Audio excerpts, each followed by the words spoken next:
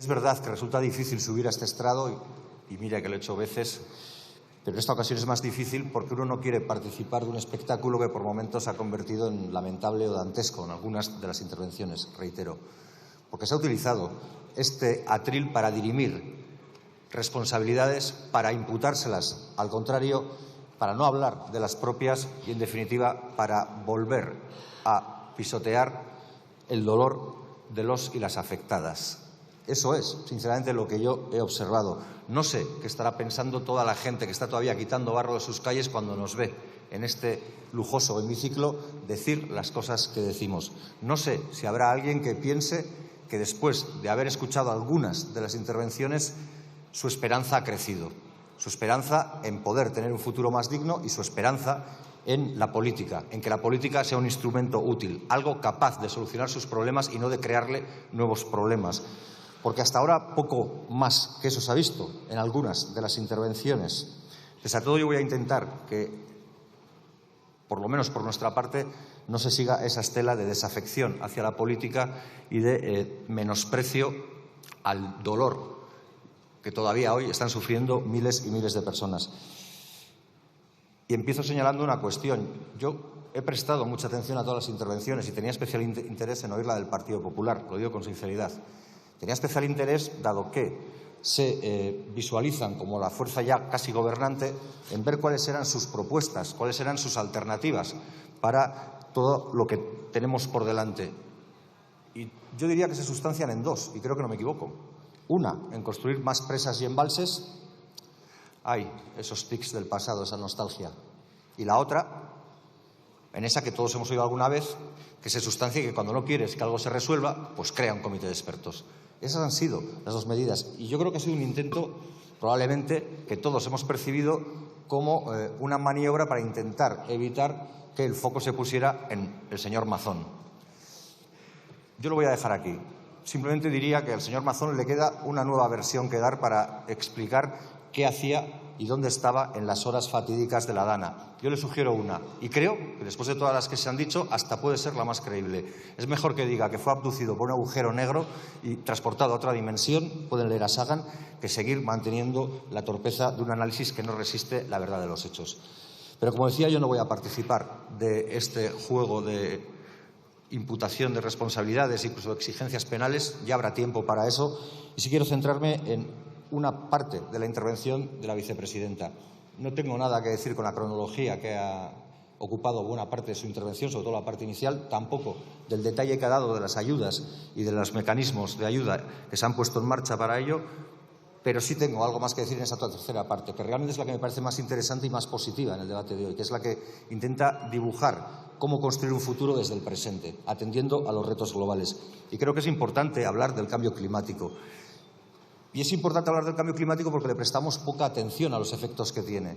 Yo he traído dos titulares al azar y con el buscador que seguramente todos utilizamos. Solo he puesto calentamiento del mar Mediterráneo y el buscador ha hecho el resto. Y me he encontrado con que el 14 de agosto ya había un titular que decía: el mar Mediterráneo hierve, récord histórico de temperatura superando el Caribe. La Dana dejará tormentas históricas en el Mediterráneo. Habla de una Dana como un agosto. Pero luego la segunda búsqueda era del 17 de septiembre, la noticia, y decía: el mar Mediterráneo a más de 25 grados, un imán para las lluvias torrenciales en esta época. Esa es la realidad que enfrentamos, más allá de negacionismos rancios y peligrosos.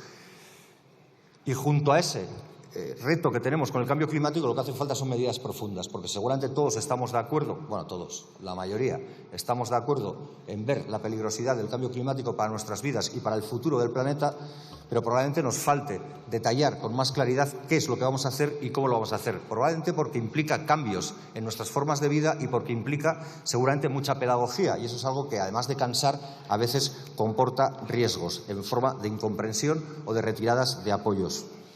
El otro elemento del que quiero hablar es el que tiene que ver con la transición energética, con la descarbonización de la economía. ¿Hay alguien que sostenga que el mal estado en el que está el planeta no tiene que ver con la etapa industrial que hemos vivido y con el uso de las energías fósiles y los combustibles, con el efecto invernadero? ¿Hay alguien que lo sostenga? Yo creo que alguno habrá, pero por fortuna poca gente. Quiero hablar también del urbanismo y me ha parecido muy interesante que se hablara del urbanismo, sobre todo de las zonas inundables, pero también a futuro, de lo que hay que hacer. Lo que me preocupa es que no sabemos qué hacer con los cientos de miles de viviendas que ya hoy sí están habitadas en zonas inundables y que seguramente ven con riesgo su futuro. Y creo que hay que hablar del colapso climático. Hay que hablar de un colapso climático, como ya lo hemos hecho en esta Cámara en diferentes ocasiones, porque el colapso climático no es un hecho puntual, no es un Armagedón, no es una película de Hollywood que nos detalle un día D y una hora H donde se acabe todo.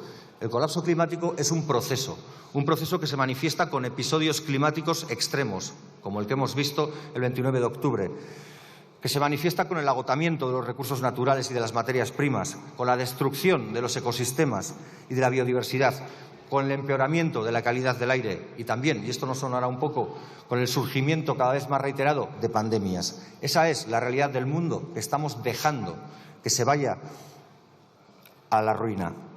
Y por eso lo que toca es acelerar los objetivos de la Ley de Cambio Climático y de Transición Energética.